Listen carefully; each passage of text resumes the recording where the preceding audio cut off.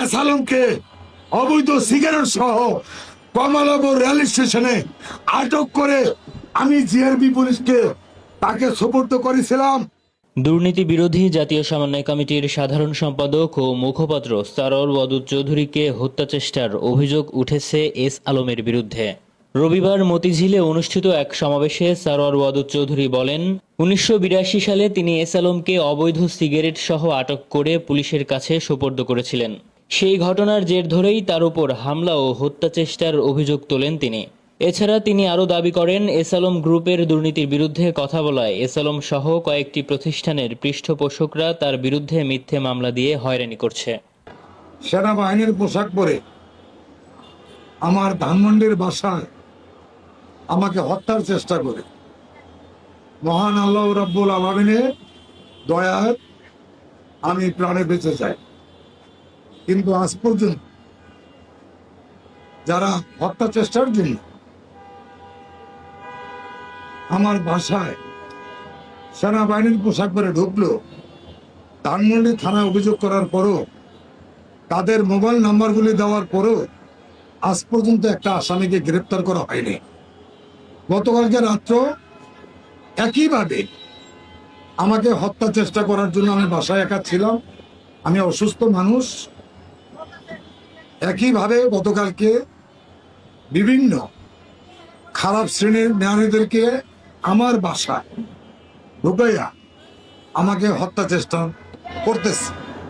আজকে আপনাদেরকে সাক্ষী রেখে আমি পরিষ্কার বলতে চাই, সাধারণ জনগণের অধিকার আদায়ের জন্য আমার জীবনকে উৎসর্গ করার জন্য আমি সিদ্ধান্ত নিয়েছি। স্বার্থপরতা, মিথ্যাচার, উচ্ছৃঙ্খলতা, এই তিনটা জিনিসের জন্য আজকে আমাদের এই বাংলাদেশটা পিছিয়ে গেছে।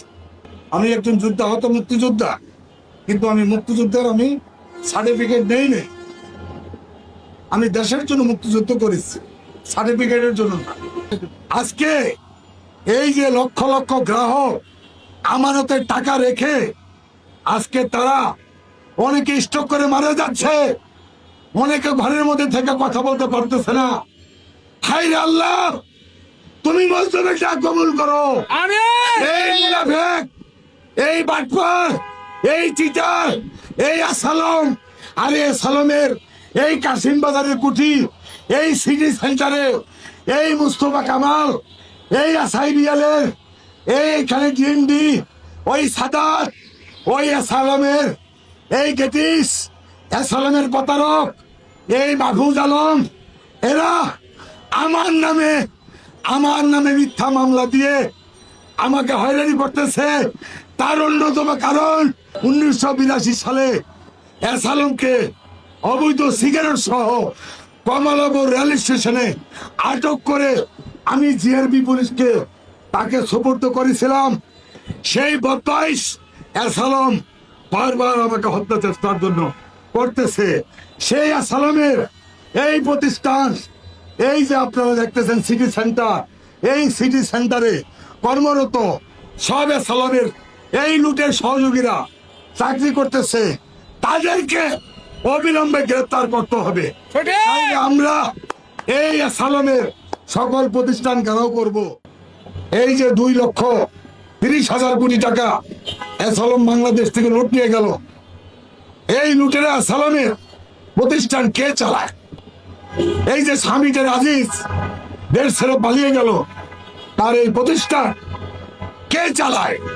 মাননীয় প্রধানমন্ত্রী এই 87% মুসলিম জনগোষ্ঠীর পক্ষে আপনার কাছে বিনয়ের সাথে আমি প্রশ্ন রাখলাম, আপনাকে অবিলম্বে জনসমক্ষে এই জবাব দিতে হবে, যেই লুটেরা মাফিয়ারা আমার এই দেশ থেকে মামলার আসামি হয়ে যারা পালিয়ে গেল, তাদের প্রতিষ্ঠানগুলি বর্তমানে কারা চালাচ্ছে। যদি আগামী 1 সপ্তাহের মধ্যে এই এপিডি, মাহফুজ আলম, এই ফারুক আহমেদ লিটন, এই মুস্তফা কামালকে গ্রেফতার করা না হয়, আমি স্বরাষ্ট্রমন্ত্রীকে বলবো, আমি প্রধানমন্ত্রীকে বলবো, যারা মানুষের আমানতের টাকা খেয়ানত করেছে, যারা মানুষের হকের টাকা খেয়ানত করেছে, তাদেরকে যদি আগামী 1 সপ্তাহের মধ্যে গ্রেফতার করা না হয়, তাইলে আমরা এই সিটি সেন্টার, এবং সোশ্যাল ইসলামীরা আমরা ঘেরাও করে তাদেরকে আমরা নিজেরা ধরে আইনের কাছে আমরা সমর্থ করব, আমরা তাদেরকে ছাড়বো না।